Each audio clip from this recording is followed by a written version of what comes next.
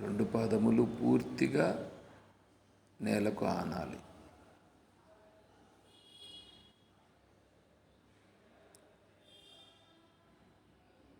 తర్వాత రెండు చేతులు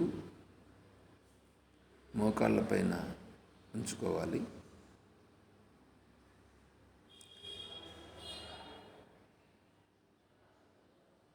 చూపుడు వేలుని బొటన వేలుతో కలపాలి.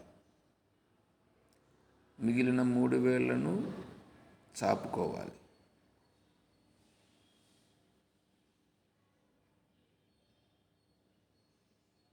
చేతులు బాగా స్ట్రైట్గా పెట్టుకోవాలి. నడుమును, వెన్నుముకను, మెడ, తల నిటారుగా ఉంచుకోవాలి.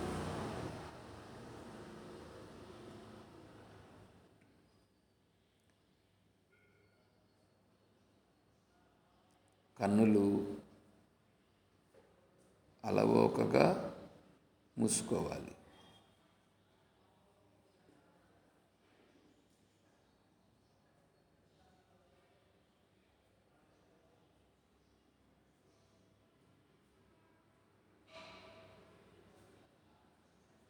శరీరమునంతా ఒకసారి గమనించాలి. పాదములు గట్టిగా బిగబెట్టి పెట్టవద్దు. కింద పెట్టినాం, అవి ఉన్నాయి. ఫ్రీగా పెట్టాలి. ఫ్రీగా అంటే ఉన్నాయి, వాటిని నేను పాదములను ఇక్కడ పెట్టినాను అని కాకుండా పాదములు ఉన్నవి, అక్కడ ఉన్నవి.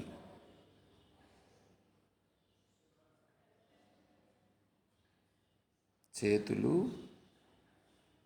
ఉన్నవి, బిగబెట్టి వద్దు, ఫ్రీగా లూజ్గా పెట్టాలి.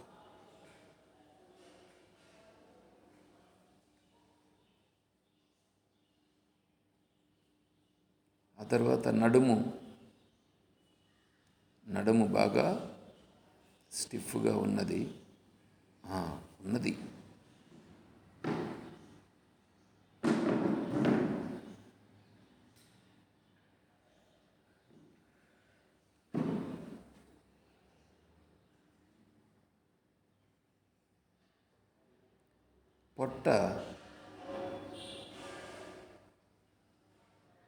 పొట్టను ఒకసారి గమనిస్తే అది స్టిఫ్గా ఉంటుంది. స్టిఫ్గా వద్దు, దానిని చూడండి. అంటే కన్నులు తెరిచి కాదు, కన్నులు మూసుకొని పొట్టను గమనించండి.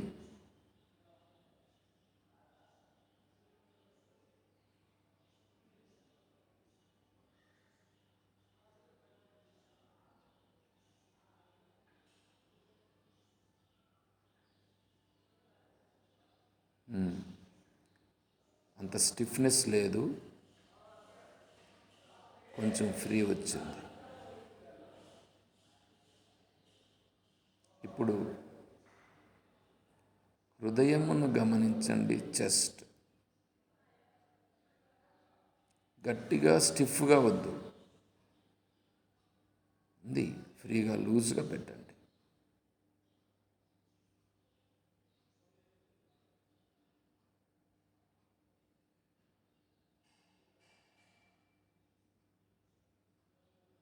ఇప్పుడు భుజములను గమనించండి. మామూలుగా భుజములను నేను పట్టుకొని ఉన్నానన్నట్లుగా పెట్టుకొని ఉన్నాను, అట్లా వద్దు, ఫ్రీ, లూజ్.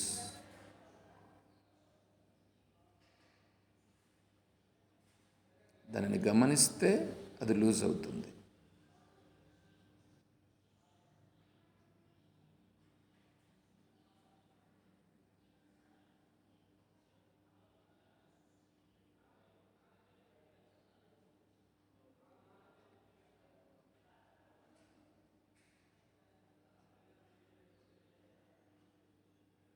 ఇప్పుడు తలను గమనించండి. తలపై భాగము. దృష్టి తలపై భాగమున ఉంచుట.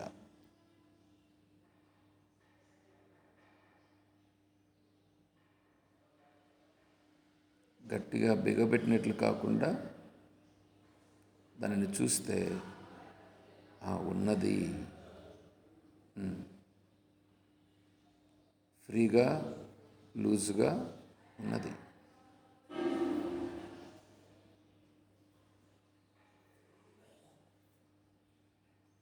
ఇప్పుడు నుదురు గమనించండి.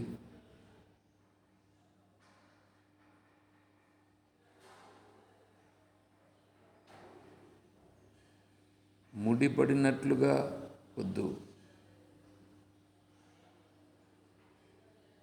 లూజుగా ఉంది అంతే.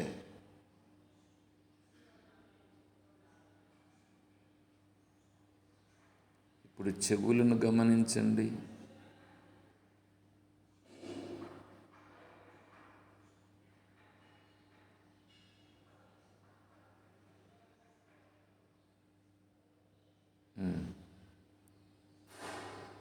లూజుగా ఉన్నది.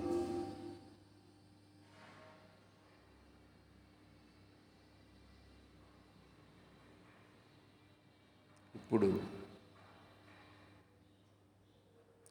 చెక్కిళ్ళు గమనించండి.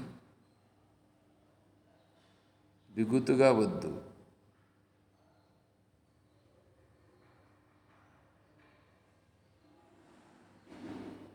దాన్ని గట్టిగా పట్టవద్దు, అంతే.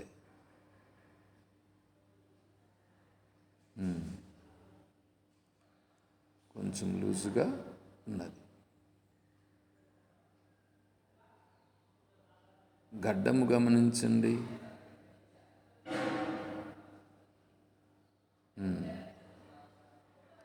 లూజుగా ఉన్నది.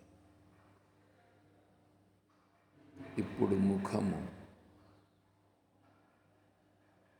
ముఖమును గమనించండి.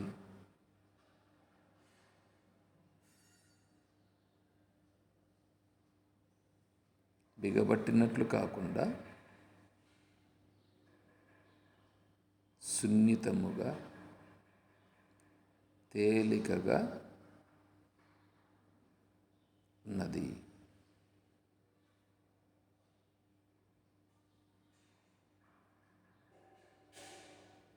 శరీరమునంతా ఒక్కసారి గమనించండి.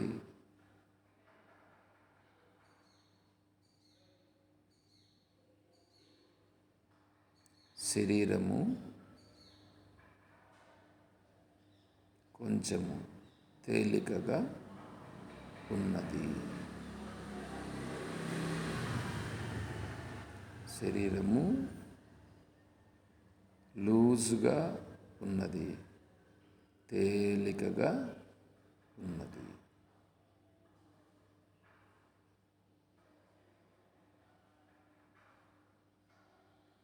ముఖమునందు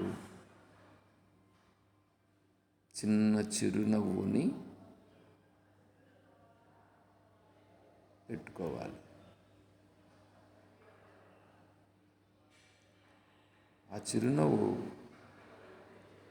సహజంగానే ఉంటుంది, కానీ మనము దానిని ఇప్పుడు ఒకవేళ లేకుంటే చిన్నగా నవ్వినట్లుగా చిరునవ్వు.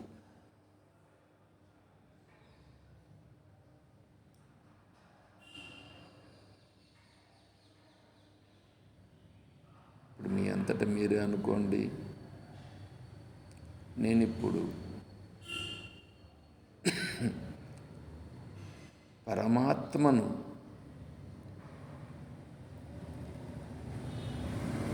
భావించుట, పరమాత్మను భావించుట కొరకు ప్రయత్నము చేయుచున్నాను.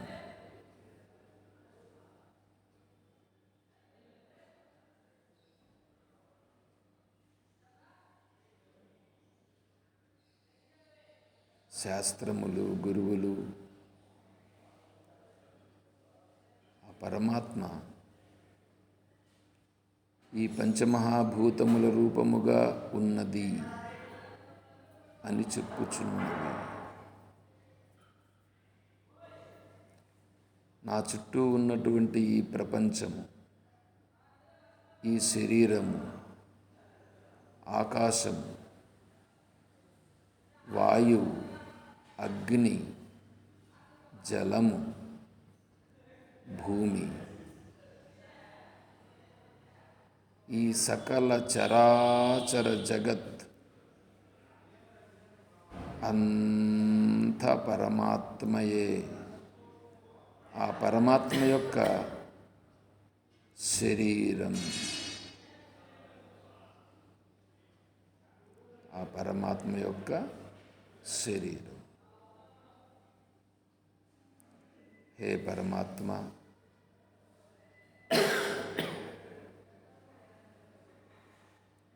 నీ కొరకు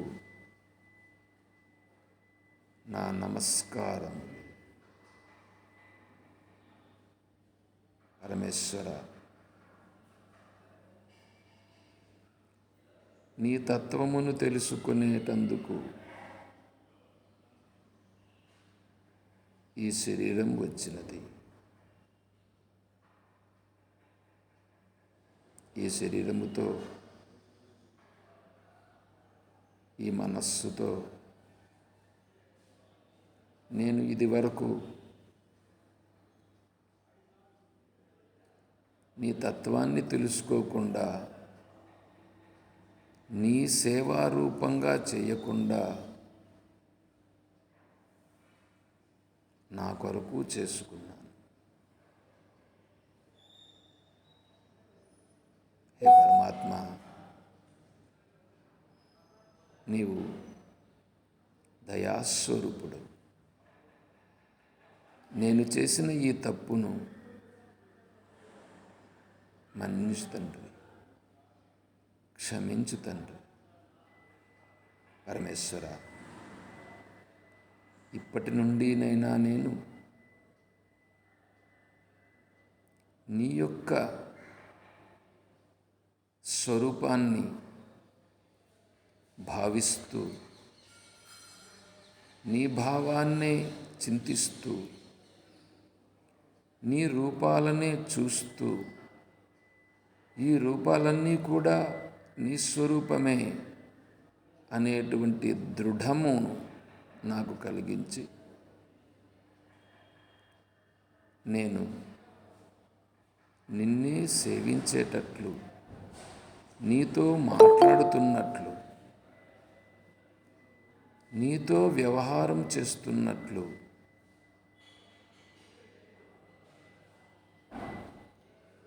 ఆ స్థితిని నాకు అనుగ్రహించు.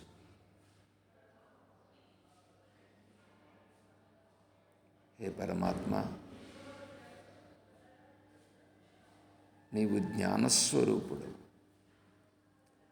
సర్వమును తెలుసుకునే సామర్థ్యము నీకున్నది. నా మనస్సులో ఏమున్నదో కూడా నీకు తెలుసు. ఈ మనస్సులో ఉన్నటువంటివి నేను అనేక జన్మలలో సంపాదించుకున్నటువంటి పుణ్యపాప సంస్కారాలతో కలిసి ఉంది. అందువలననే నేను నీకు దూరంగా ఉన్నాను. నేను నీతోనే కలిసి ఉన్నప్పటికీ నువ్వు ఎక్కడో ఉన్నావని, నిన్ను సేవించుట కొరకు నేను గుళ్ళు, గోపురాలు, తీర్థయాత్రలు చేశాను. నీ యొక్క దివ్యమైన అనుగ్రహము చేత నేను ఇన్ని జన్మల తరువాత ఇప్పుడు నీ అనుగ్రహముతో నా చుట్టూ ఉన్నది నీవేనని, నీలోనే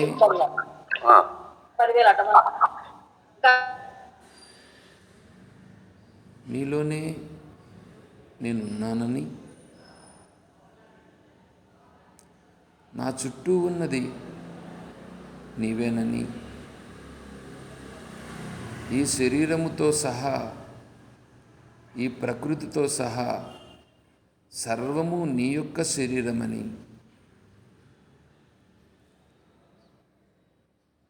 మహాత్ములు, గీతామాత, ఉపనిషత్తులు చెప్పుచున్నవి. నేను ఈ భావనలో స్థిరంగా ఉండడానికి ప్రయత్నిస్తున్నాను. కానీ నా వాసనలు, నా సంస్కారాలు, నేను సంపాదించుకున్నటువంటి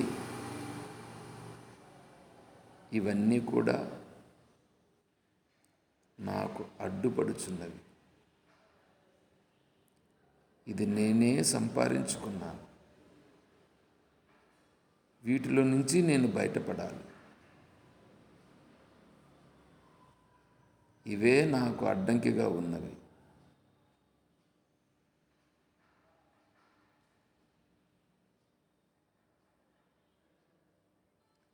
వీటిని అధిగమించే సామర్థ్యాన్ని దయతో నాకు అనుగ్రహించు. పరమాత్మ,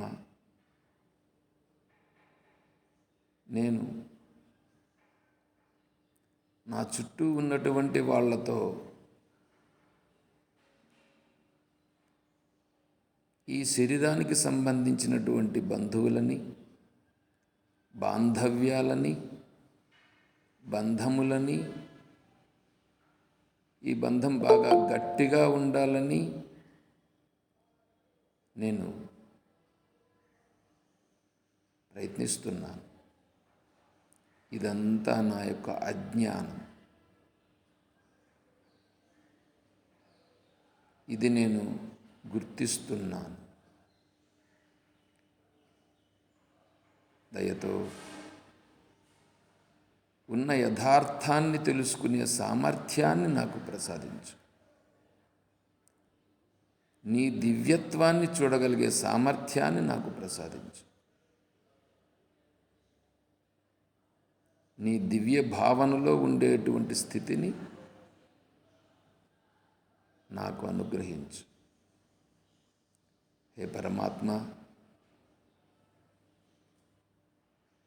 నిన్ను ఎలా ప్రార్థించాలో కూడా నాకు తెలియదు. కానీ శాస్త్రములు, మహాత్ములు నిన్ను ఓంకారము ద్వారా పిలవచ్చని చెప్పుచున్నవి. అందువలన నేను ఓంకారము ద్వారా నిన్ను నేను భావిస్తున్నాను, పిలుస్తున్నాను.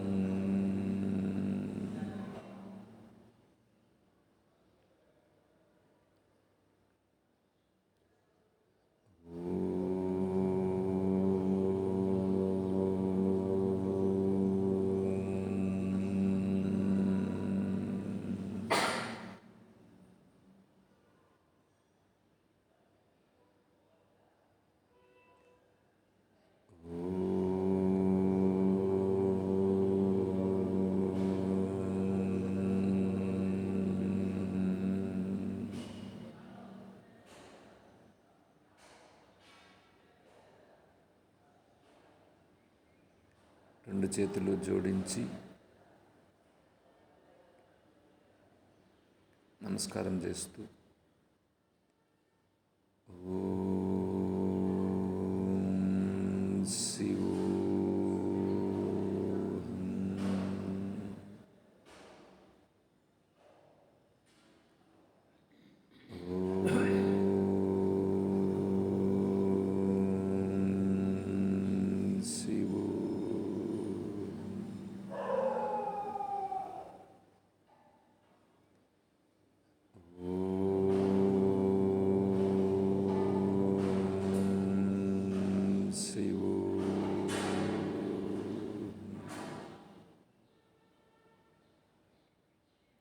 రెండు చేతులని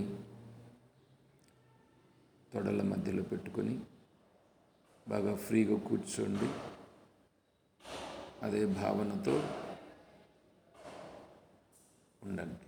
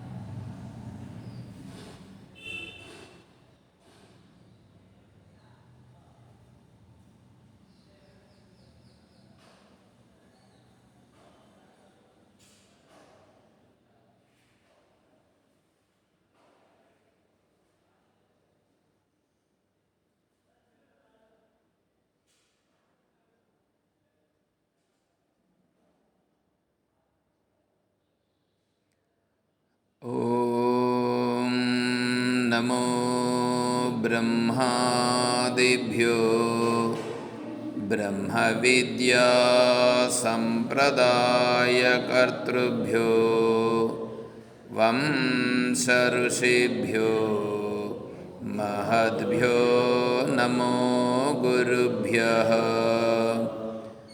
ఓం శంకారూపేణ మచ్చిత్తం పంకీకృతమభూద్యయా కిం కరీయస్య సా మాయా శంకరాచార్యమాశ్రయేత్. ఓం యుక్తాహార విహారాయ వివిక్తస్థలవాసినే మలయాళయతీంద్రాయ బ్రహ్మనిష్ఠాయ తే నమః. ఓం సర్వమంగళమాంగళ్యే శివే సర్వార్థసాధికే శరణ్యే త్ర్యంబకే దేవి నారాయణీ నమోస్తుతే. ఓం నారాయణం నమస్కృత్య నరం చైవ నరోత్తమం దేవీం సరస్వతీం వ్యాసం తతో జయముదీరయేత్. ఓం సహనావవతు సహనౌ భునక్తు సహ వీర్యం కరవావహై తేజస్వినావధీతమస్తు మా విద్విషావహై. ఓం శాంతి శాంతి శాంతి. హరి ఓం తత్సత్. పరిపూర్ణ పరబ్రహ్మస్వరూపులకు ప్రియాత్మ బంధువులారా, ఓం.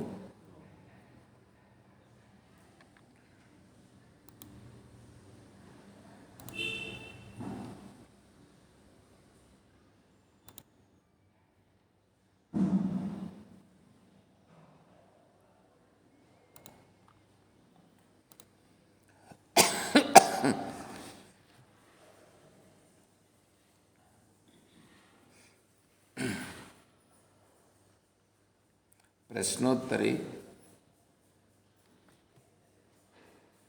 ఇందులో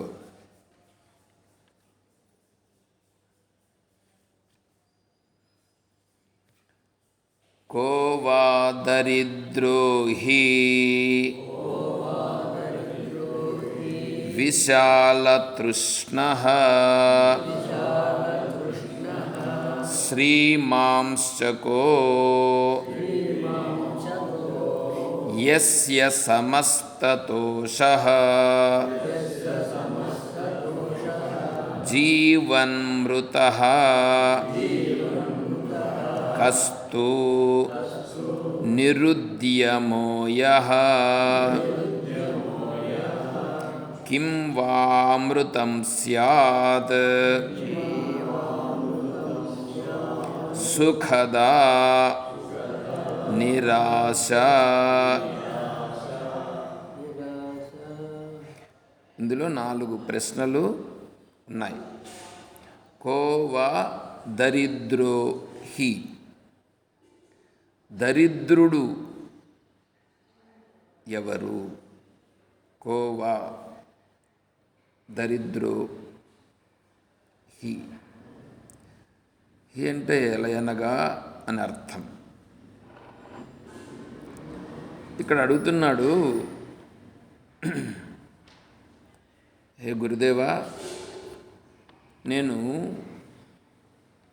తత్వాన్ని తెలుసుకొని మోక్షాన్ని పొందాలనుకుంటున్నా. కాబట్టి ఈ ప్రపంచంలో ఉండేటువంటి విషయాలు కూడా నేను తెలుసుకోవాలని అనుకుంటున్నా. ఇక్కడ దరిద్రుడు దరిద్రుడు అని అంటూ ఉంటారు. దరిద్రుడు అంటే ఎవరు? ఎందుకంటే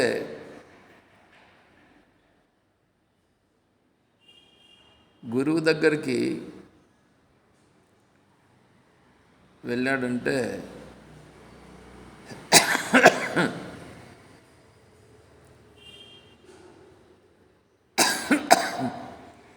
జానశ్రుతి అని ఒక రాజు ఉన్నాడు.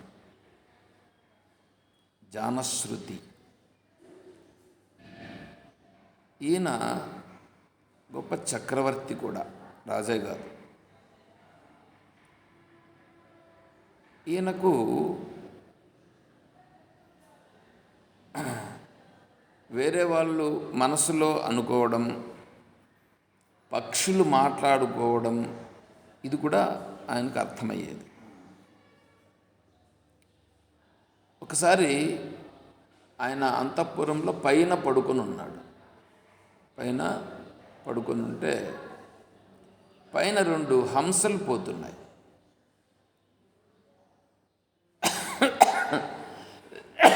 ఈ హంసలు పోతూ ఉన్నప్పుడు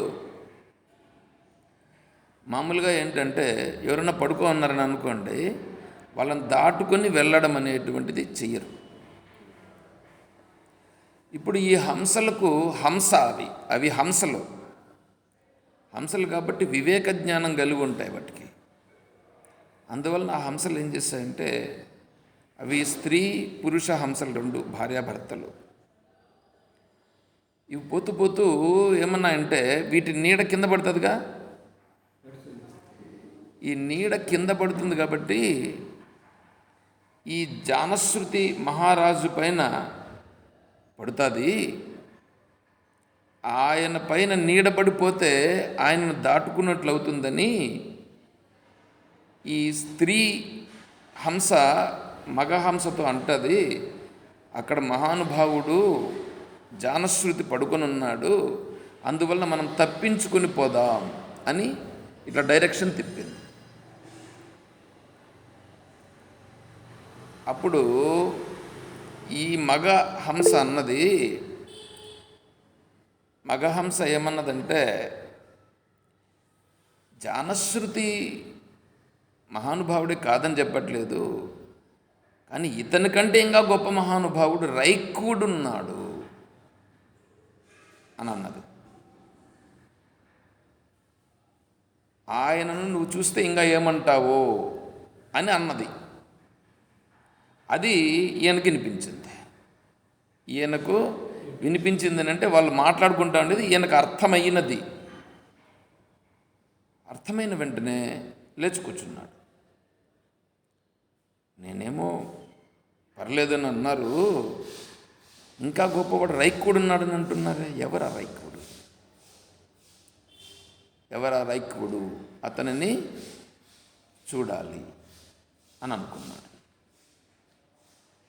అప్పుడు ఏం చేశాడంటే తను సభలోకి ఉదయం సభ ఏర్పడుతుంది కదా, సభ ఏర్పాటయ్యి ఆ సైన్యాధ్యక్షుడిని పిలిచాడు. మన రాజ్యంలో అంటే ఈయన చక్రవర్తిగా రైక్కుడు అనేటువంటి వాడు ఎవడున్నాడో అతన్ని వెతకండి, వెతికి ఆయన నా దగ్గరికి తీసుకురండి అన్నాడు. ఇప్పుడు ఇంకా రాజు అనుకుంటే కొరడా దెబ్బలకు కరువా అని కదా. కాబట్టి ఇప్పుడు ఏమైంది, ఆర్డర్ పాస్ అయిపోయింది. సైన్యాధ్యక్షుడు ఇంకా అంత ఆర్డర్స్, ప్రతి ఇంటిని వెతకడం. ఇప్పుడేమో ఆధార్ కార్డులు మాదిరి, అప్పుడు ఆధార్ కార్డులు అంతా ఏమున్నాయి, వెతికారు. ప్రతి ఇంటికి వెళ్ళడం, తలుపు తట్టడం, చూడడం, మీ ఇంట్లో ఎవరెవరు ఉండారు. రైక్కుడు అనేటువంటి పేరు ఎక్కడా వినపడలేదు, అంత గాలించేశారు. ఇప్పుడు వచ్చారు, సైన్యాధ్యక్షునికి చెప్పారు, రైక్కుడు అనేటువంటి అతను మాకు కనిపించలేదు, లేడు అని అన్నారు. రైక్కుడు కనిపించకపోవడం ఏంటి, ఉన్నాడు. ఎందుకంటే హంసలు తప్పు మాట్లాడబోవి. రైక్కుడు ఉన్నాడు, మీరు వెతకడంలో లోపం చేశారు. కాబట్టి ఖచ్చితంగా మీరు వెతకండి, వెతకలేదనుకో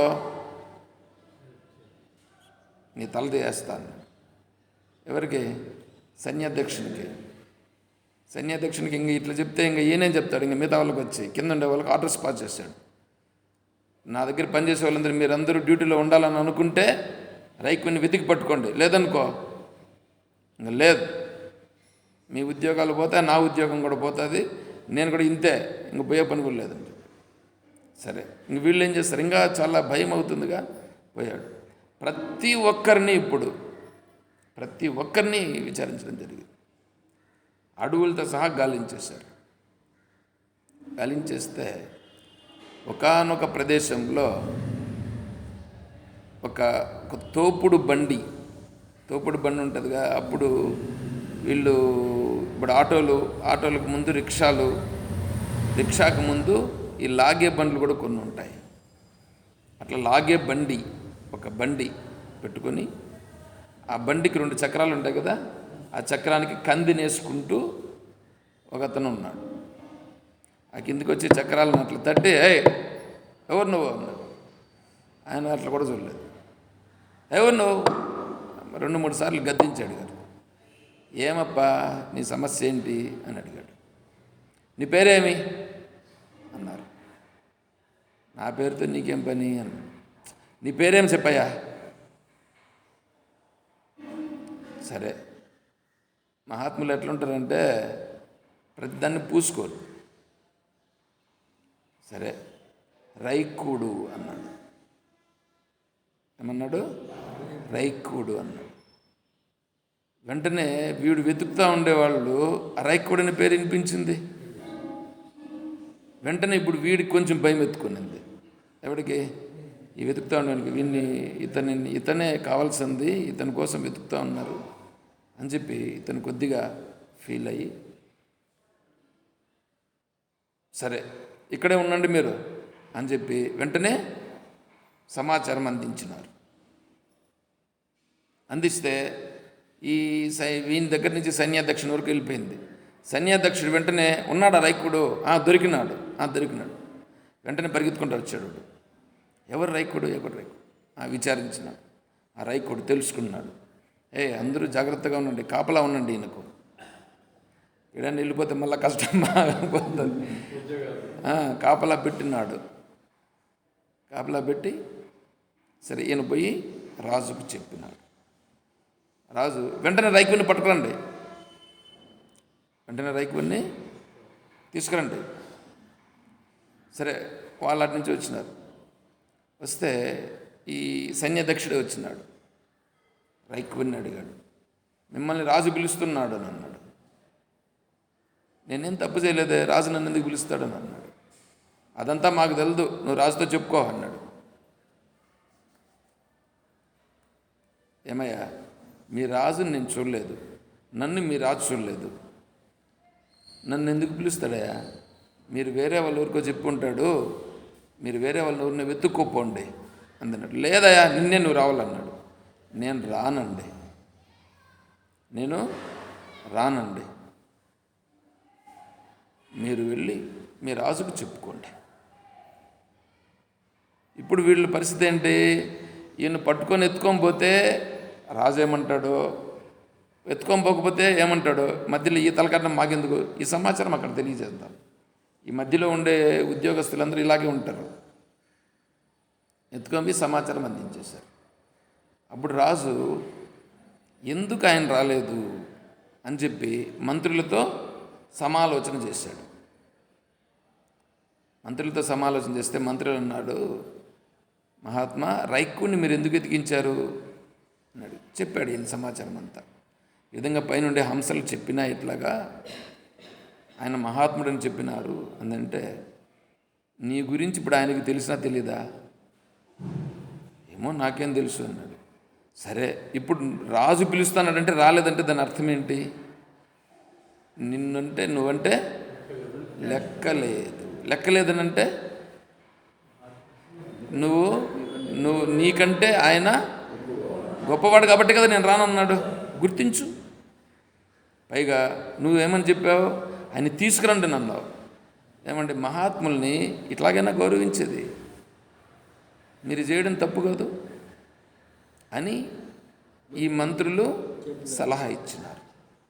కరెక్టే, నేను చేసింది తప్పే అంటే ఇప్పుడు ఆయన చెప్పకనే చెప్పాడు, తప్పు చేశాడు. ఇప్పుడు నేరుగా వెళ్ళాడు. నేరుగా అయినా అందరూ కలిసి వెళ్ళారు. రైకుని దగ్గరికి వెళ్ళి, హే మహాత్మా నమస్కారం అని అన్నాడు. ఆయన అన్నాడు, నువ్వు ఎవరండి, నువ్వు నాకెందుకు నమస్కారం చేస్తున్నావు?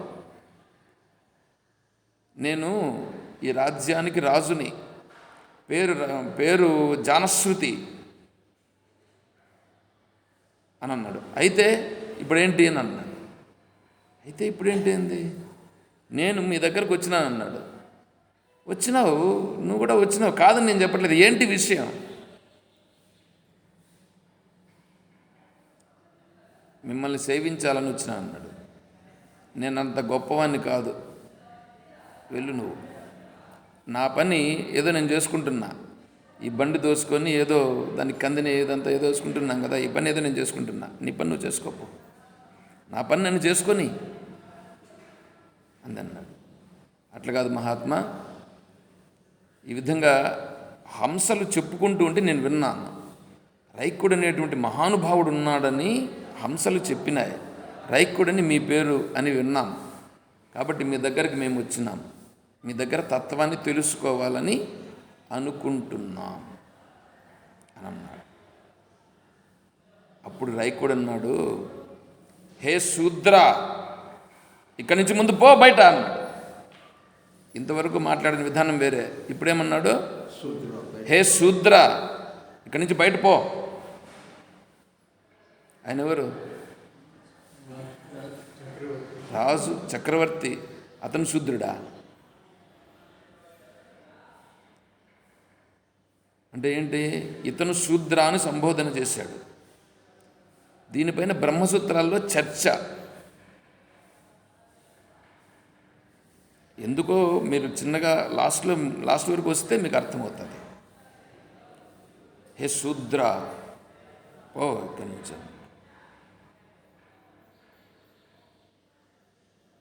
ఈయన వెళ్ళాడు. ఎందుకు ఏం అర్థం కాలేదు. మంత్రులతో కూర్చొని మళ్ళీ సమాలోచన. మంత్రులతో సమాలోచన చేస్తే సరిపోదు, అక్కడుండే పండితులను పిలిచాడు. ఎందుకు ఆయన నన్ను శూద్రుడని అన్నాడే? నేను క్షత్రియుడు, అందులో రాజు, రాజాదిరాజు, ఎంత ఇదిగా అనేసాడే. ఇప్పుడు ఈయన అనుకుంటే ఆయన శిక్షించేదానికి ఇది ఉంది, కానీ నేను హంసలు చెప్పినట్లుగానే ఇంతవరకు ఆయన మాట్లాడిన విధానం వేరు, ఇప్పుడు మాట్లాడిన విధానం వేరు.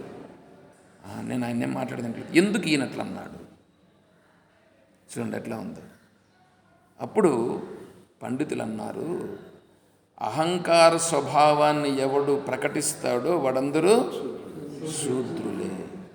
కాబట్టి నిన్ను అతను శూద్రాన్ని సంబోధించడంలో తప్పు లేదు. అట్లా కాదండి, నేను అతని దగ్గర తత్వాన్ని తెలుసుకోవాలని అనుకుంటున్నాను, మరి ఎలాగా? అతన్ని ప్రసన్నం చేసుకో. ఎట్లా నేను ప్రసన్నం చేసుకోవాలి? ఏం అర్థం కాలేదు. అప్పుడు పండితులు సలహా ఇచ్చారు, నీకు ఒక కూతురు ఉందిగా, ఆ కూతుర్ని అతనికి ఇచ్చి వివాహం చేస్తానని చెప్పు. నువ్వు ధనాన్ని తీసుకుని వెళ్ళి ఇవ్వు అని చెప్పన్నారు. ఈయన దగ్గర ఉండే ధనాన్ని, ఒక పెద్ద దీన్నంతని తీసుకొని కూతుర్ని పక్కలో అలంకారం చేసుకొని తీసుకెళ్ళాడు అక్కడికి. ఇప్పుడు ఆయన సాష్టాంగ నమస్కారం చేశాడు. ఇప్పుడు నమస్కారం చేసి, మహాత్మా నా తప్పుల్ని క్షమించు, నేనేదో తెలియక చేసినాను, మిమ్మల్ని గుర్తించాలనే ఉద్దేశం చేత ఇలా వెతికించినాను, నేనేదో తెలియక మాట్లాడినాను, దయతో నాకు తత్వాన్ని చెప్పు అని అన్నారు. నాకేం తెలిసిన నువ్వు నన్ను అడుగుతున్నావు అని అన్నాడు. అట్లా కాదు మహాత్మా, ఈ ధనము నా కుమార్తె వీటిని స్వీకరించి నువ్వు నన్ను కటాక్షించు అన్నాడు. ఈ ధనమా, ఇది నేనేం చేసుకోవాలా? నా కూతురు ఈమె నేనేం చేసుకోవాలా? సరే నన్ను ఆజ్ఞాపించు, నన్ను ఏం చేయమంటావు? ఇదంతా నా రాజ్యము, నేను అంతా నీకు దాసుడు అని అన్నాడు. ఇప్పుడు నువ్వు యోగ్యుడైనవాయే అని, సరే ఇప్పుడు చెప్తాను పా అని చెప్పి అప్పుడు వచ్చాడు. అప్పుడు రాజ్యానికి ఆయన నడుచుకొని వచ్చాడు. ఈయన దీంట్లో తీసుకొస్తానంటే నడుచుకొని వచ్చి అప్పుడు అక్కడ వారిని ఆసనం మీద కూర్చొని పెట్టి ఈయన కింద కూర్చొని తత్వాన్ని వారి నుంచి తెలుసుకున్నారు. ఇప్పుడు ఈయన పెద్ద చక్రవర్తి కూడా ఏమైపోయినాడు, ఇప్పుడు ఇక్కడ శూద్రుడైపోయినాడు. ఆయన దృష్టిలో శూద్రుడైపోయినాడు లేదా? ఈయనకుండేటువంటి ఐశ్వర్యం ఎంత, ఈయనకుండే బలం ఎంత, ఈయనకుండే బలము దగ్గర, ఈయనకుండే బలగము దగ్గర, ఈయనకుండే బంధువుల దగ్గర ఈయనతో పోలిస్తే ఆ రైకుడు ఎంత? చూసారా? ఆయన నిజంగా ఇప్పుడు అది ఆయన నిజంగా దరిద్రుడు. ఎవరు? రైకుడు దరిద్రుడు నిజంగా అటు చూస్తే. ఈయన ఐశ్వర్యవంతుడు. ఇట్లాంటి ఐశ్వర్యవంతుణ్ణి శాస్త్రంలో దరిద్రుడు అని ఎవరిని నిందిస్తారంటే, వీడుకుండేటువంటిది ఏదుందో ఇది నాది, నా సామర్థ్యంతో నేను సంపాదించి నేను అనుభవిస్తున్నాను అని ఎవడున్నాడో వాడు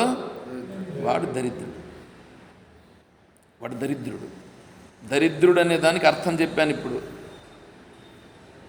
దరిద్రుడు అంటే దరిద్ర పదానికి మళ్ళీ స్వామి చెప్పేది ఇంక మళ్ళీ వేరే ఉంది, మళ్ళీ దాన్ని వివరణలోకి రావాలా. పైగా వీడికి ఉండేటువంటిది నేనే చేస్తున్నానని, నేను చేయగలుగుతున్నానని ఈ భావాలన్నీ ఉన్నాయి. ఎవడికి ఉందో వాడు దరిద్రుడు. దరిద్ర పదానికి అర్థం.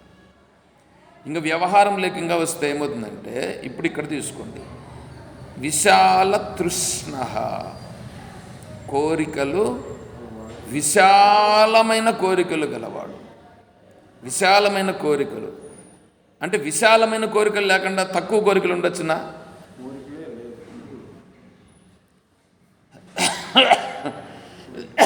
అంటే ఇక్కడ దీని అర్థం ఏమిటి? విశాల తృష్ణ అని అన్నాడు. అంటే ఎక్కువ కోరికలు ఉండేటువంటి వాడు దరిద్రుడు అని అన్నాడు. అంటే ఎక్కువ కోరికలు ఉండకూడదు, తక్కువ కోరికలు ఉండవచ్చును అని అర్థం వచ్చిందిగా ఇక్కడ దీన్ని బట్టి. కోరికలే లేకుండా పోవుట అనేటువంటి స్థితికి రావాలనంటే నువ్వు కోరికలు తగ్గించుకుంటూ వస్తే కదా మళ్ళీ నువ్వు కోరికలు లేని స్థితికి పోతావు. కోరికలే తగ్గించుకోకుండా ఒకటేసారి కోరికలు లేకుండా పోవాలంటే పోతావా? కాబట్టి ఏంటంటే, అంతేకాకుండా శరీరం ఉంది అనంటే శరీరానికి ఆకలి దప్పులు ఉంటాయి. ఆకలి దప్పులు ఉంటాయండవా? ఉంటాయి. నహి కశ్చిత్ క్షణమపి జాతు తిష్టత్యకర్మకృత్. క్షణమైన కర్మ చేయకుండా ఎవడు ఉండలేడు, జ్ఞానైనా సరే. ఒకవేళ మీరందరూ దేవుడని ఎవరిని అనుకుంటున్నారో ఆ దేవుడు ఒకవేళ పుట్టినా ఆయన కూడా కర్మ చేయకుండా ఉండలేడు. ఇప్పుడు దేవుడిని మీరు ఎవరు అనుకుంటున్నారో అని అన్నా నేను, మీరెవరు అనుకుంటున్నారని అన్నా, నేను అనుకుంటా ఉండనని చెప్పలా. ఎందుకంటే ఆ దేవుడు వేరుగా ఉన్నాడని, ఆయన ఎక్కడో ఉన్నాడని, ఆయన పరిపాలిస్తున్నాడని ఆ భావన ఉంటుంది. దాన్నంతా పెట్టింది నీ మనస్. మనంతా చెప్పుకొని ఉన్నాం. ఇప్పుడు ఇక్కడ ఏంటంటే ఈ కోరికలు అనేటువంటివి ఉన్నాయి చూడండి. ఈ కోరికలు తృష్ణ, తృష్ణ, కృష్ణ, తృష్ణ, కృష్ణ, దాంట్లోనూ నా ఉన్నది, దీంట్లోనూ నా ఉన్నది. ఈ అక్షరాలకు చాలా అర్థాలు ఉంటాయి. ఇది వ్యాకరణం చదివితే తెలుస్తుంది. ఆ వ్యాకరణం ఈ బుర్రలో లేదు. స్వామి ఏమో వ్యాకరణం చెప్తాడు. కాబట్టి నా అణ, నా అంటే వ్యతిరేక అర్థం. అణ అంటే నిర్వృత్తి సూచకం. అంటే నిర్వృత్తి, నిర్వృత్తి, నివృత్తి, నివృత్తి, తాకు తావత్తు లేకుండా తి, నివృత్తి అంటే ఆనందం. ఆనందము ఇంత అని చెప్పడానికి లేనిది. క్రిష్ అంటే ఆనందం, నా అంటే ఇంత అని చెప్పడానికి లేనిది. అది ఎంతో, అది ఎంతో అని విశాలంగా చెప్పడం కోసం నా ప్రయోగిస్తారు. అనా ఇప్పుడు కృష్ణ అంటే ఆనందం అనేటువంటిది ఎంత అని చెప్పడానికి లేదు. ఇక్కడ తృష్ణ, తృష్ణ కోరిక, కోరిక ఎన్ని అని చెప్పడానికి లేదు. అది తూర్పు అయితే ఇది పడమర. దానికంటే పెద్దది ఎప్పుడు కాదు, దానికంటే పెద్దది ఎప్పుడు కాదు.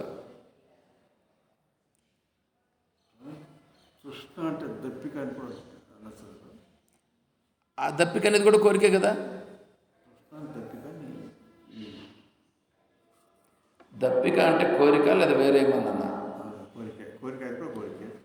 అదే కదా చెప్పిన నేను. ఇప్పుడు వినిపిస్తుందా? వినిపిస్తుందా? బుద్ధి, నేను మాట్లాడే మాట మీకు పని చేయాలంటే, మీకు అర్థం కావాలంటే ఏం చేయాలో నేను చెప్పిన ఆల్రెడీ. ఏం చేస్తే పడుతుంది? ఏం చేస్తే అర్థమైతే చెప్పండి. మీరు జపం చేస్తే, జపం చేసి ఈ భావనలోకి రావాలని మీరు సంకల్పిస్తే అప్పుడు నా మాటలు అర్థమవుతాయి. లేకపోతే నా మాటలు మీకు అర్థం కావు.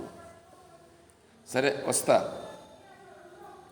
ఇప్పుడు ఈ కోరికలు అనేటువంటివి ఉన్నాయే, ఆ కోరికలు అనేటువంటివి చివరికి గాలి తీసుకుని విడిచిపెట్టాలనేది కూడా కోరికే. అందుకే నహి కశ్చిత్ క్షణమపి జాతు తిష్టతి అకర్మకృత్. అకర్మకృత్. కర్మ చెయ్యకుండా క్షణము కూడా ఎవడు ఉండలేడు. ఆత్మస్వరూపం కర్మ చేసేదా? కాదు. చేపించేదా? కాదు. చేసేది కాదు, చేపించేది కాదు. నేను ఆత్మస్వరూపమా లేదా ఇవా? నేను ఆత్మస్వరూపం చెప్పడం కాదు,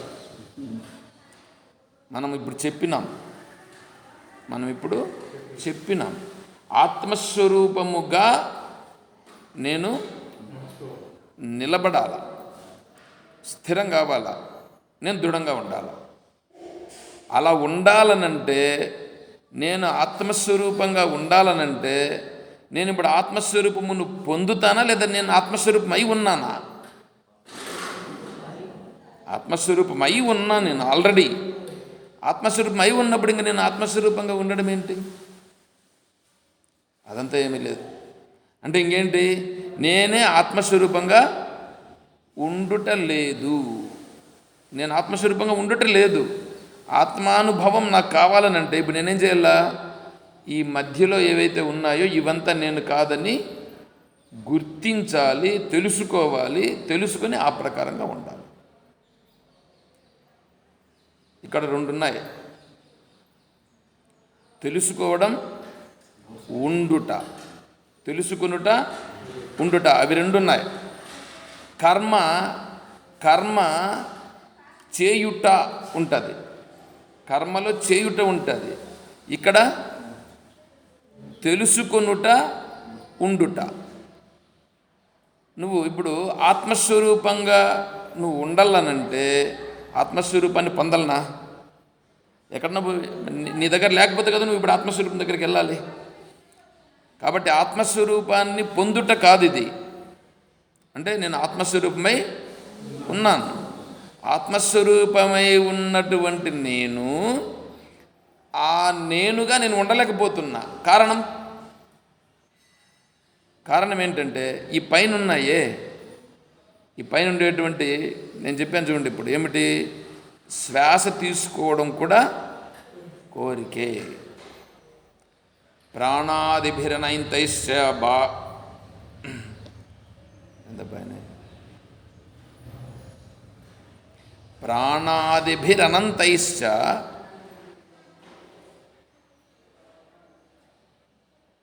ఏమో అలా శ్లోకం అయితే చాలా బాగా ఉంది నా దగ్గర. ప్రాణముతో కూడా ఇవన్నీ ఏమైపోయినాయంటే నేను కానటువంటి దానిని నేను, ఇది నాది అని నేను పట్టుకొని ఉన్న కారణము చేత అదంతా ఇప్పుడు మన దగ్గర వచ్చి మనల్ని పట్టుకొని ఉన్నాయి. భావైరేతే వికల్పిత ప్రాణాదిభిరనైంతైశ్చ భావైరేతే వికల్పిత మాయైషా తస్య దేవస్య యయా సమ్మోహిత స్వయం. అది గౌడపాదాచార్య స్వాములు వారు చెప్పినటువంటిది. అంటే ఇప్పుడు ఏంటంటే ఈ ప్రాణం తర్వాత ఉండేటువంటి నీ యొక్క ఇంద్రియాలు, నీ యొక్క మనస్, నీ శరీరం, ఈ నువ్వు బయట చేసేటువంటి వ్యవహారాలు ఇవన్నీ ఏవైతే ఉన్నాయో ఇవన్నీ నేనా? ఇవన్నీ నేను కాదు. కానీ మనం ఏమనుకుంటున్నాం?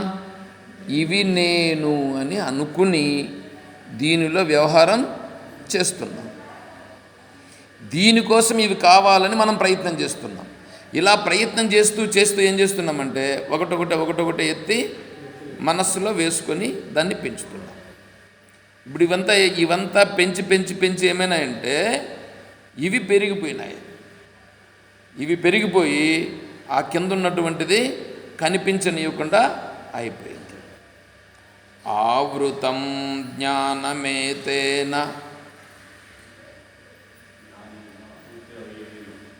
జ్ఞానినో నిత్యవైరిణాం.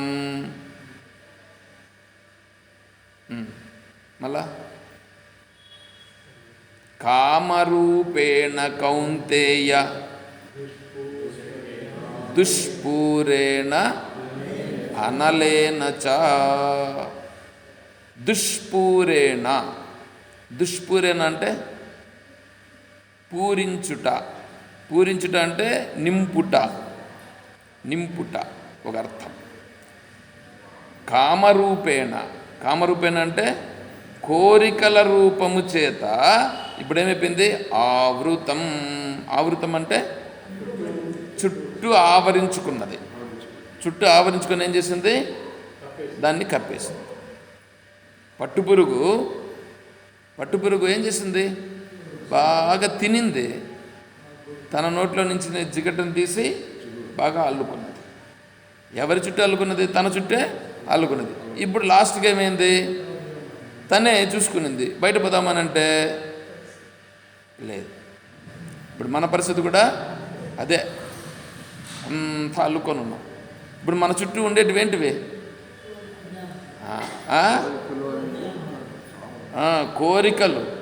కోరికల రూపంగా అల్లుకొని ఉన్నాయా లేదా చూసుకోండి. ఇప్పుడు అడ్డంకి ఎవరు, ఈ కోరికలు అడ్డంకిగా ఉన్నాయి. ఇప్పుడు దేవుడు వస్తాడు. దేవుడు శ్రీకృష్ణ పరమాత్మ వచ్చాడు దుర్యోధన దగ్గరికి. పాపం రాయబారం చేయడానికి వచ్చాడు, మంచి మాటలు చెప్పడానికి వచ్చాడు. ఒప్పుకున్నాడా? మన దగ్గర కూడా దేవుడు వచ్చాడు అనుకో. దేవుడు వచ్చి నీవు కూడా పరమాత్మ స్వరూపుడమే అని చెప్పాడు. దేవుడు వస్తానే మనం ఏం చేస్తాం, లేచి నిలబడి ఏం చేయాలో అనేది తెలియక ఆయనకు ఎట్లెట్లా చేయాలో ఉక్కిరి బిక్కిరైపోయి ఆయన పడి నమస్కారం చేసి లేస్తాం. బాగానే ఉంది. ఎంతసేపు ఆయన అట్లే నిలబడుకొని ఉన్నాడు అనుకో, రెండు సమీ కూర్చోండి అంటాం, కూర్చుంటాడు. ఆయన కూడా మనం ఏం చేస్తాం, వెంటనే ఇంకా కాఫీనో టీనో లేకపోతే అరటి పండ్లో ఏంటో ఇద్దామని అనుకుంటాం. సరే ఇచ్చినాం. సరే ఆయన తిన్నాడు. మళ్ళా ఏమనిపిస్తుంది నీకు? ఏమన్నా అడిగినావు, ఎందుకు చెప్పినాడు. ఇంకా మళ్ళా ఇప్పుడు ఇంకా ఉన్నాడు ఆయన. ఇప్పుడు ఇంకా ఆయన కూర్చో ఉన్నాడు. ఇంకప్పుడు చెప్పండి, అప్పుడు ఏం చేస్తారు? భోజనము ఇప్పుడే తిన్నానయ్యా, సరే పెట్టు తింటా. తిన్నాడు. ఇంకా అంటే ఎందుకు అంటే విశ్రాంతి. నువ్వు విశ్రాంతి తీసుకుంటే నేను వేరే పనులకు పోతాను.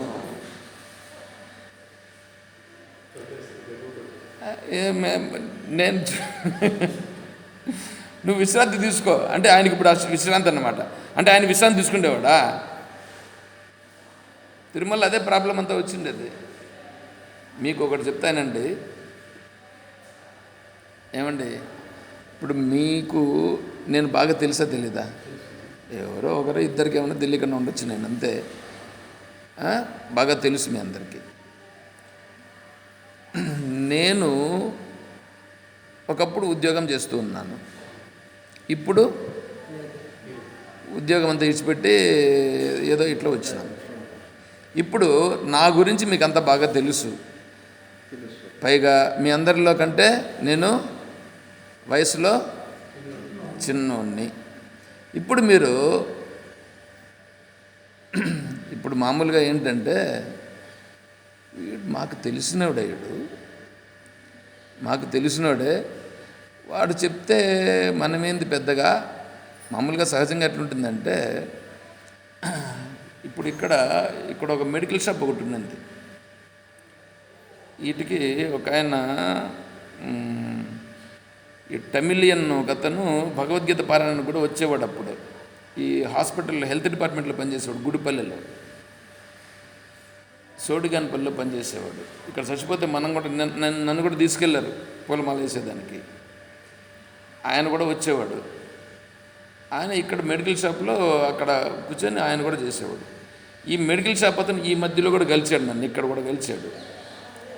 ఆయనతో ఒకసారి ఏమైందంటే, అప్పుడు భగవద్గీత గురించి, భగవద్గీత వీరు ఇక్కడ విచారణ చేస్తారు అంటే, ఆయన మందుల షాపు మందులు అవి ఇవి ఇస్తూనే ఆయన ఏమన్నాడంటే, భగవద్గీతలో ఎన్ని శ్లోకాలు ఉన్నాయి తెలుసా? నన్ను అడిగిన ప్రశ్న. సరే 701 శ్లోకాలు ఉన్నాయి సార్. ఎవరెవరు ఎన్నెన్ని శ్లోకాలు చెప్పారు తెలుసా? ఎవడెవరు ఎక్కడెక్కడ చెప్పారో తెలుసా? అంటే ఈ పనులన్నీ చేస్తానే ఆయన అవంతా అడిగాడు.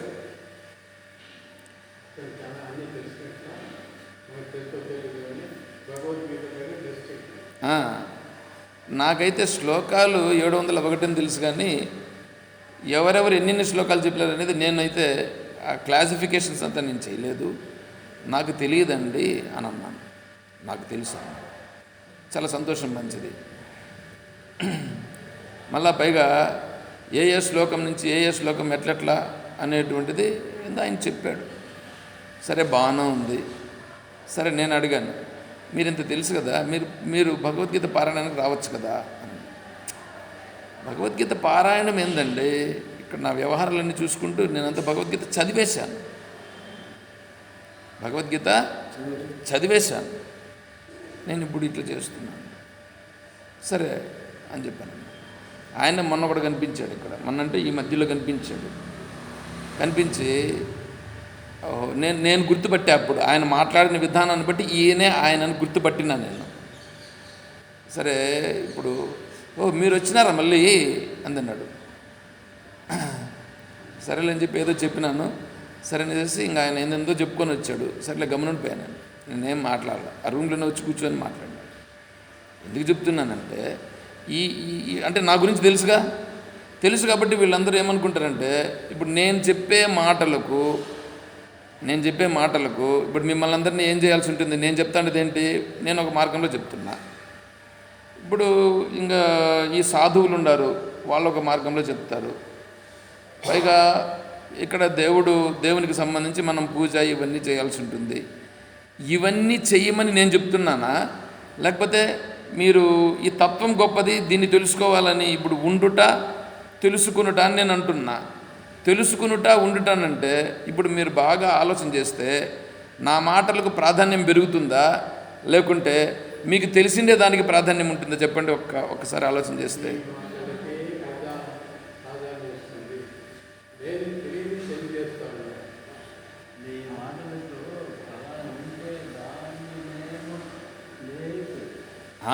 సరే, ఇప్పుడు మీరు కొద్దిగా నాతో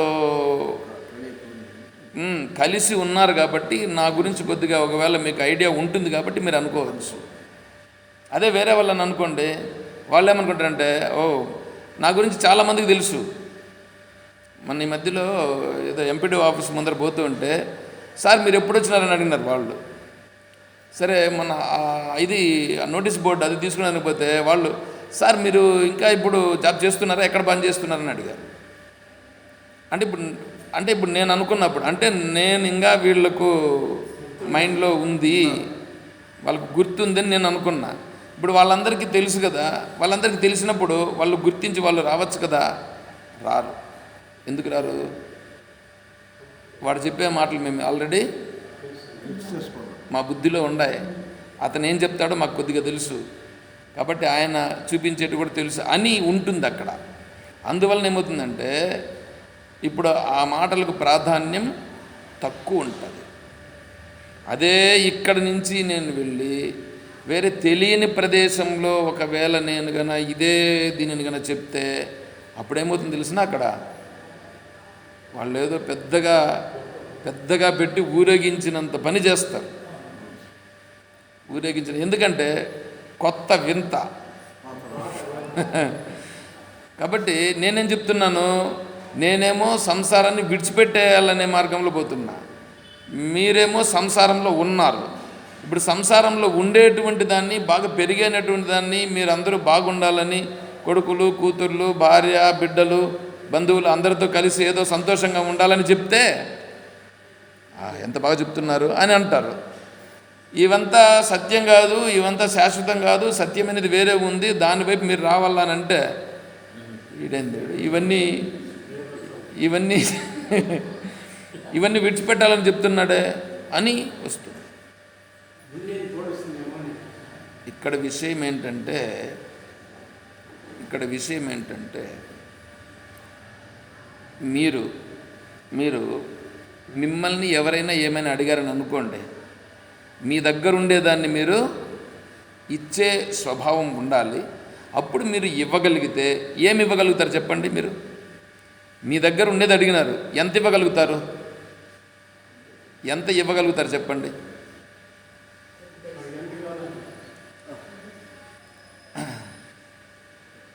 నేనేమడిగినాను, మీ దగ్గర ఎంతో ఉంది, వాడు వచ్చి మిమ్మల్ని అడిగాడు, మీరు ఎంత వరకు ఇవ్వగలుగుతారు?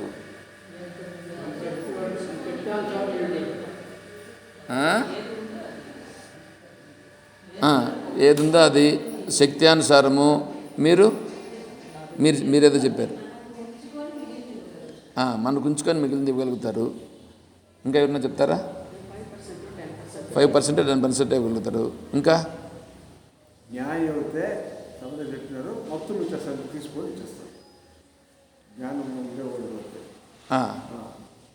అంటే మీరు ఒకవేళ ఇవ్వాలని అనుకుంటే కూడా మనం ఎంతెంతో ఇవ్వగలుగుతాం, అంత మీరు చెప్పిందంతా కరెక్టే.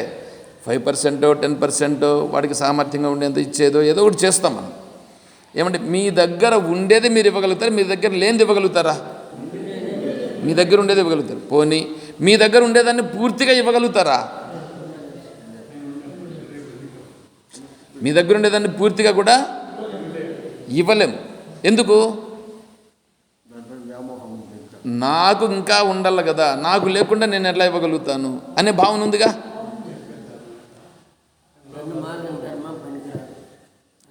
అది మీ ఇంటి దగ్గర ఆశ్రమం, భగవద్గీత, ఆ గడప దాటుకున్న తర్వాత మాట్లాడు ఆ మాటలో. సరే, తన్ను మాలిన ధర్మం కూడా పనికిరాదనేది కూడా ఒక వరకు కరెక్ట్. ఎందుకంటే అందరూ చెప్పింది కూడా అదే కదా. మిమ్మల్ని మాత్రం ఇది చేయడం ఎందుకు? అది కూడా కరెక్టే. ఎందుకంటే 5% 10% నుంచి మొదలుపెట్టే ఏదో మనం ఇవ్వగలుగుతున్నాం. కానీ నా దగ్గర ఉండేదాన్ని పూర్తిగా ఇవ్వగలడం అనేటువంటిది, నా దగ్గర ఉండేదాన్ని ఇవ్వగలుగుతాను, లేని దాన్ని ఇవ్వలేను. ఇప్పుడు మీ దగ్గర ఉండేది నా దగ్గర ఉందా లేదా? నా దగ్గర ఉండేది మీ దగ్గర ఉందా లేదా?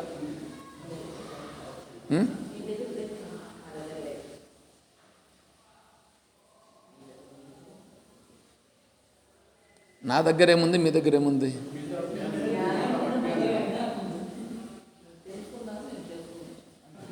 మీకు తెలియకుండా ఏముంది? మీకు ఎందుకు తెలియదు?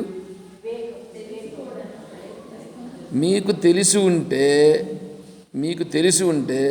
మీరు ఇక్కడ ఇట్లా కూర్చోవలసిన అవసరం లేదు, నేను ఇక్కడ కూర్చోవలసిన అవసరం లేదు. అంతే కదా. అంటే మీరు వింటున్నారంటే మీ తలకాయలు పెద్దవి, ఏం సామాన్యమైనవి కాదు. మా బ్రహ్మచారి స్వామి చెప్పినాడు. బ్రహ్మచారి స్వామి వచ్చినాడు కదా, బ్రహ్మచారి స్వామి అన్నారు, వాళ్ళేం సామాన్యులు కాదండి, మీరు అనుకున్నంత తక్కువలో ఏమీ లేరు, వాళ్ళు చాలా గొప్పగా ఉన్నారని అన్నాడు బ్రహ్మచారి స్వామి. వాళ్ళేం సామాన్యులు కాదు, మీరేదో వాళ్ళకు చెప్తున్నట్లుగా ఉన్నారు, కానీ వాళ్ళేం తక్కువ స్థాయిలో ఏమీ లేరు అని నన్ను అన్నాడు. సరే స్వామి, నేను కూడా అట్లాగే చూసి తెలుసుకోవాలని చెప్పాను అన్నా. విషయం ఏంటంటే, అంటే నా దగ్గర లేనిది నేను ఇవ్వలేను, నా దగ్గర లేనిది నేను ఇవ్వలేను.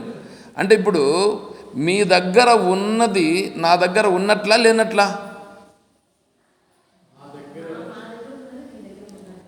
ఉంది. మీ దగ్గర ఉన్నది నా దగ్గర ఉంది కాబట్టి అది పనికిరాదని చెప్పి నేను విడిచిపెట్టా.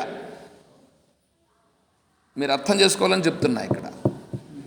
అది పనికిరాదని చెప్పి నేను విడిచిపెట్టా. 1,30,000 నాకు నెలకు జీతం. 1,30,000 రూపాయలు నేనేం చేశాను? విడిచిపెట్టా. వేరే వాళ్ళు ఇక్కడ వచ్చిన తర్వాత, అయ్యో చాలా పొరపాటు చేశావు అని అన్నారు. నేను ఇప్పుడు ఒకటి అడుగుతా, మీలో ఎవరైనా సరే రేపు ఈ టైం వరకు మీరు ఉండగలరనే గ్యారెంటీ ఉందా? నేను ఆ మాట అంటే బాగుంటుందని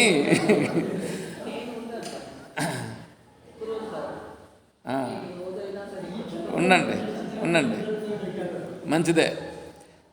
అంటే నాకు ఆ స్థితి లేదు. ఏంటంటే నేను రేపటి వరకు ఉంటానని నాకు లేదు. అందుకని నేను ఇప్పుడు ఏం చేయాలా, నేను ఇప్పుడు ఏం చేయాలి అని చెప్పి నేను వెతుకుచున్నా. ఆ వెతుకుతూ ఈ మార్గంలో వచ్చినాను. అర్థమవుతుందా? నేను వెతుకుతూ ఈ మార్గంలో వచ్చాను. నేను దాంట్లో ఇక్కడ ఈశ్వరుని యొక్క అనుగ్రహం,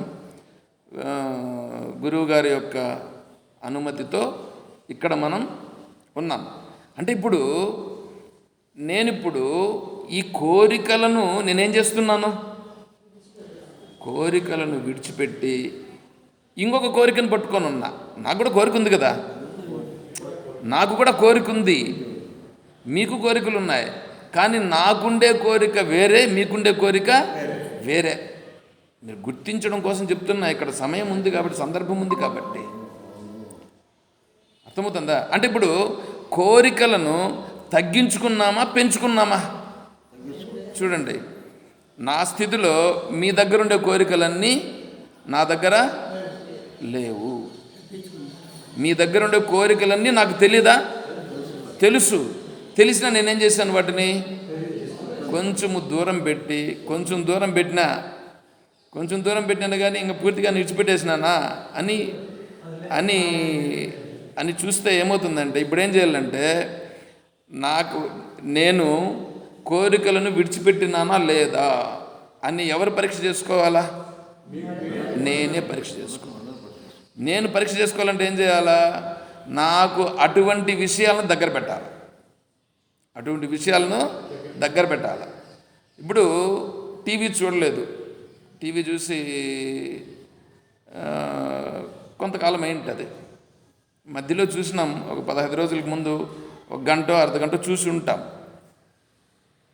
ఇప్పుడు టీవీని తెచ్చి ముందర, అంటే టీవీ దగ్గర పోయి మీరు ఒకవేళ ఇంటికి ఎక్కడన్నా పిలిచారని అనుకోండి, పిలిచినప్పుడు కూర్చొని పెట్టి మీరు టీవీ ఆన్ చేశారని అనుకోండి, అప్పుడు ఏదన్నా నాకు ఏదైనా ఇష్టమైనటువంటిది ఉండింటుంది, అది ఇప్పుడు వచ్చిందని అనుకో, నేను అప్పుడు ఏం చేస్తాను, దాన్ని అట్లా చూస్తున్నాను అనుకో, అప్పుడు నా కోరిక ఏమైంది? కోరిక ఉంది, కోరిక నాకు ఉంది. అప్పుడు ఎవరు గుర్తించాలి? అదే నేను గుర్తించాలి. ఓహో, అంటే కోరికను నేను విడిచిపెట్టినానని, ఓహోహో ఈ మనస్సు నన్ను ఎంత బోల్తా కొట్టిస్తూ ఉంది అని నేను గుర్తించాలి. అర్థమవుతుందా? అంటే ఇప్పుడు నా కోరిక ఎటువైపు ఉండాలా, ఎటువైపు ఉంది అనేటువంటిది ఇక్కడ చూసుకోవాల్సి ఉంటుంది. అలాగే ఇంక మీరు కూడా దాన్ని గుర్తించాల్సి ఉంటుంది. కోరికలు ఎవడికి ఉందో ఆ కోరికలన్నీ ఏం చేస్తున్నాయి? ఇప్పుడు మనలను ఎక్కడి నుంచి దూరం చేసినాయి? నా స్వరూపము నుండి దూరము చేసినాయి. నా స్వరూపం నుంచి ఈ కోరికలు దూరము చేసినాయి. అయితే కోరికలను విడిచిపెట్టేయాలనా వద్దా? ఎంత ఇది ఉందో చూడండి. ఇక్కడ కోరికలను విడిచిపెట్టాలనా వద్దా, దీనిపైన చర్చ చేయాలి. ఇది ఇంత తొందరగా తేలేది కాదు. అది ఇప్పటికే కొంచెం లేట్ అయింది. ఎందుకంటే ఈ స్థాయికి తీసుకురావడానికి, మీ మనస్సులను ఆలోచింపజేయడానికే నేను ఇంత సమయం పట్టింది. ఇంకా దీని గురించి చెప్పుకుంటే పోతే ఇంకా టైం అయిపోతుంది. దీన్ని రేపు మనం మళ్ళా కంటిన్యూ చేద్దాం. సో అర్థమవుతుందిగా, విషయం అర్థం చేసుకోండి. నా గురించి చెప్పడం అని ఎందుకు చెప్పానంటే, గుర్తించుట కొరకు. విశాల తృష్ణ అంటే కోరిక ఉండాలి, ఏ కోరికలు ఉండాలి, ఏ కోరికలు ఉండకూడదు అనేటువంటివి ఇప్పుడు ఇక్కడ గుర్తించాల్సి ఉంటుంది. కోరికలు ఉండినా కూడా వాటితో ఎలా ఉండాలనేటువంటిది ఇప్పుడు ఇక్కడ మనం చేయాల్సి వస్తుంది. కోరికలు పూర్తిగా ఉండకూడదు అని అన్నారు, అట్లా కాదు. కోరికలు పూర్తిగా ఉండకూడదు అనే మాట అన్నావు, అది వేరే స్థాయి, అది స్థాయి వేరే. ముందు ఇది దాన్ని ఏమంటారు, ఉట్టికెక్కలేనమ్మా స్వర్గానికి ఎక్కుతుందా? కాబట్టి మొట్టమొదట ఏం చేయాలంటే, మొట్టమొదట మనం దీన్ని గుర్తించి ముందుకు వెళ్ళడం చెయ్యాలి. సరే, దాన్ని మళ్ళీ మనం కంటిన్యూ చేద్దాం.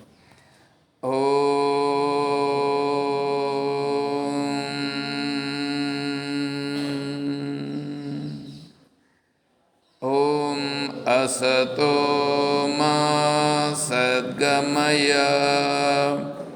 ॐ तमसो मा ज्योतिर्गमय ॐ मृत्योर्मा अमृतं गमय ॐ शान्तिः शान्तिः शान्तिः हरिः ॐ तत्सत् ॐ सर्वं श्री सद्गुरुचरणारविन्दार्पणमस्तु।